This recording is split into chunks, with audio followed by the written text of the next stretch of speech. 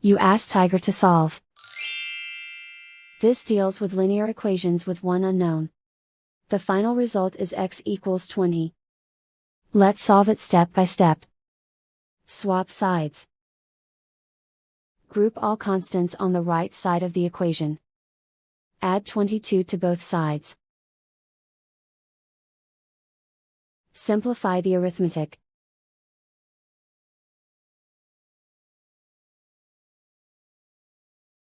Isolate the x. Multiply both sides by 10. Group like terms. Multiply the coefficients. Simplify the fraction. Simplify the arithmetic. And so the final result is x equals 20.